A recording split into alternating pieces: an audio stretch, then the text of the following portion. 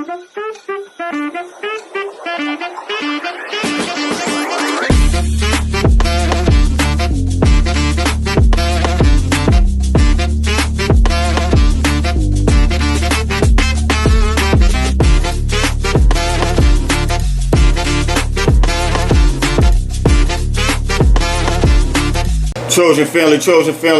family, what's up? How's everybody doing, man? Look, I hope good morning. It's top of the morning.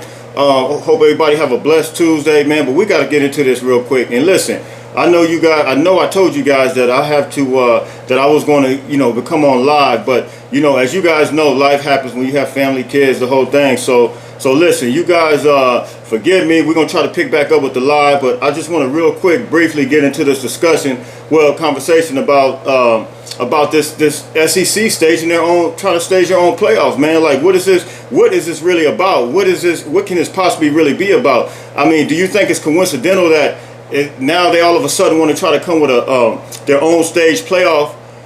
When we know that all the situations, the stuff that's been, the family feud that's been going on between the SEC, the coaches in the SEC. I don't think it's a coincidence. I don't think it's a coincidence that the NIL and the transfer portal is literally changing the balance and the power and the shift. It's going somewhere. It's going in another direction. I don't think this at all is a coincidence, man. So we want to look at this, man. I'm going to talk about this just for a second. You guys hit me in the comment section, USCJ32 on Instagram, USCJ32 on Twitter. Listen, I told you guys as well, every time the transfer portal begins to, continues to get updated, I told you guys I would give you the updated list of the transfer portal. As you guys know, Lowe, who we actually wanted, that came from Arizona State, he ended up going to Louisville, and then of course we got Addison, so the list has been updated. So just the updated list is right here, and so we have I got just like the top 7 players that I got, which I think that we can use. And do I think we can still use some guys? Absolutely. People have been asking me what's available. So here are the available players. You got Jonah Miller still. I mentioned this in the videos past. Jonah Miller, offensive tackle from Oregon. You got Enoch McKenzo, linebacker from Coastal Carolina. You got Ramon Jefferson, running back from Sam Houston. You got Andrew Veravon, running back from Boise State. You got Chris, I'm not going to jack his name up. He's an O-lineman from Tennessee. You got Nate Thompson, safety from Duke. And then you got Christian Williams, D-lineman from Oregon. So those are the players. And out of those players, I think we can use 3 of those guys. I think we can use the D-lineman from Oregon. I think we could lose the offensive tackle from Oregon. And I think we can use the Tennessee offensive tackle. So those are the guys that are in the transfer portal, the best available. I think we can get those guys. I think we need to run after those guys to create, some depth. And Jonah Miller, by the way, he was a highly recruited guy. I think he was a 4-star coming out. So like, share, subscribe, USCJ32 on Instagram, USCJ32 on Twitter. But listen, here, this is what I think. This is what I think that, creating or staging.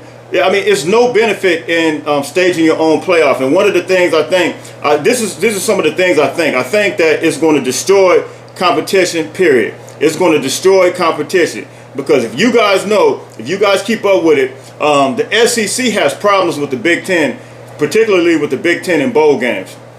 The SEC has had problems with some schools when they play the Pac-12 in the beginning of the season. And so I'm going to give it to you right here. I'm going to actually show you that.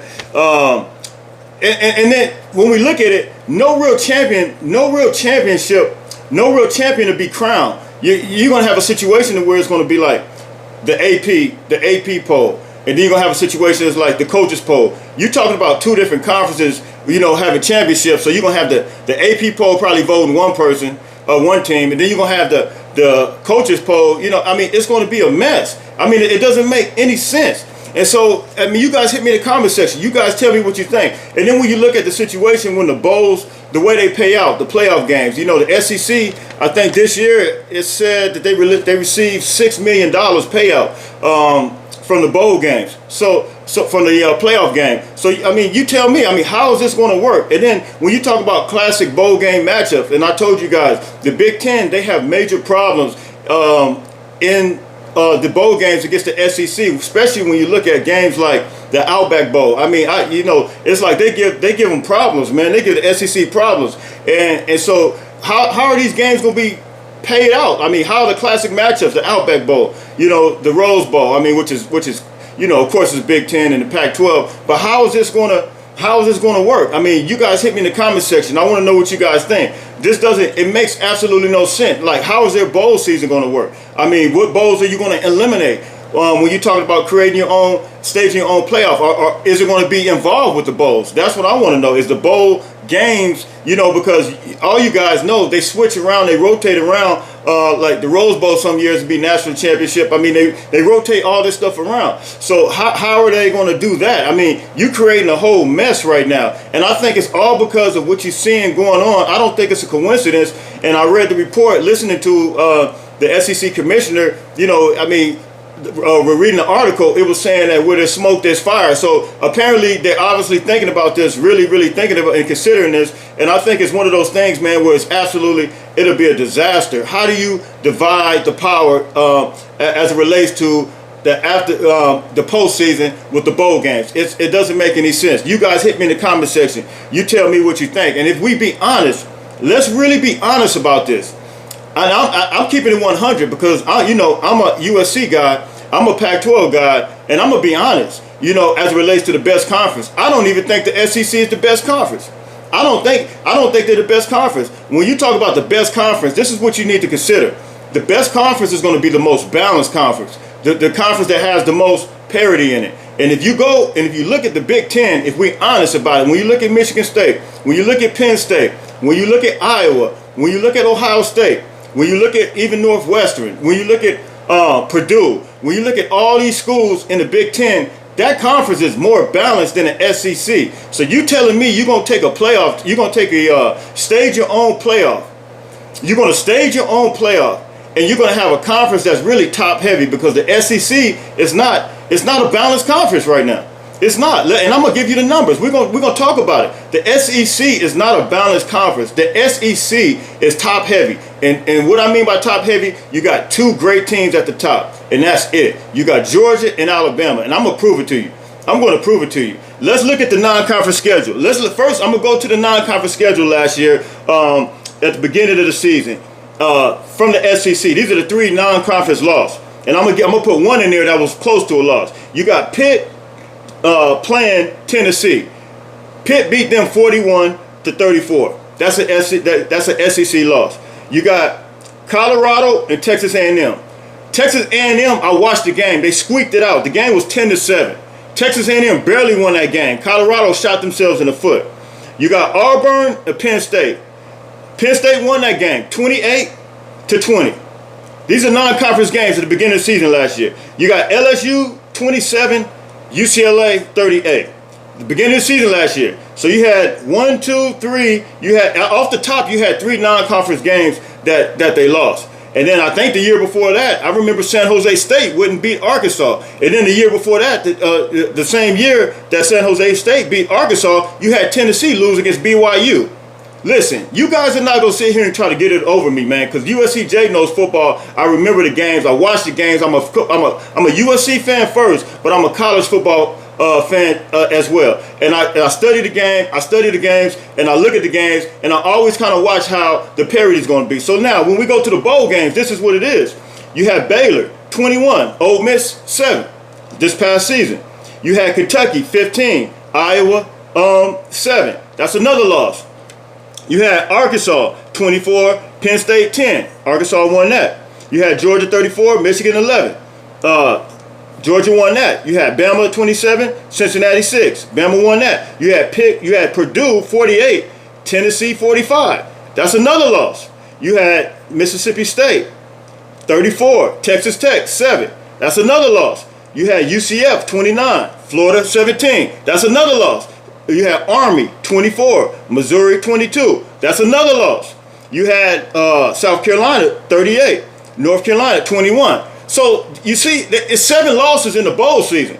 So if your conference is supposed to be the best conference, and now you're trying to make an argument for the fact that you want to have a playoff because your conference is the best conference and it can generate its own money, I don't see the proof in the pudding. Like, you got the 2 best teams that are the best teams, but show me where that's going to be a great playoff. It's going to be a top-heavy playoff, and it's not going to be anybody else that's going to be really involved with that if we go by, especially if we go by after this season, because no team showed anything in the SEC West other than Bama. If it is, show it to me. Mississippi State wasn't good. LSU wasn't good. I mean, Arkansas is the only team I think I can make an argument for that I think is going to be coming on this year, and maybe LSU. But as far as you know, you guys having a good non-conference schedule at the beginning of the season last year, and then we look at it at the bowl season this year. I mean, you guys can't make that argument as being the best conference. So why would you want to go to your own playoff when I got the numbers right here? When we got the proof right here, it's sitting right here. So listen, you guys hit me in the comment section. Tell me what you think. We know what this is really about. I don't even have to say it. I think we know what this is really about. This is about the SEC knows what's coming. The SEC knows that it's major markets such as Los Angeles, USC, boosters, NIL, transfer portal that's going to really shift that way. And we know that schools like Texas A&M, Texas, those schools that have power, even our, you know, you got people like like Boone Pickens who supports Texas. He gave $5 million just for brain research. This is a major oil field guy, you know, who owns a oil field company that's a major booster for Texas. So I mean, you got schools like Bama, you got schools like Arkansas, you got schools like Tennessee. Those schools can't keep up with that. Those schools can't keep up with that as it relates to the NIL. I mean, and they know that. So they want to try to create this now when they want to play each other. They're the best conference. Well, to me, they're not the best conference. I'm basing it on actual numbers. I'm basing it on records that you have in the bowl games, basing it on record that you had in non-conference schedule at the beginning of the season. And, you know, I mean, even Georgia, they played Clemson at the beginning of the season last year. The game was 10-7. I mean, it shows you that when you play out of conference, things become different. It's not LSU. They lost against UCLA.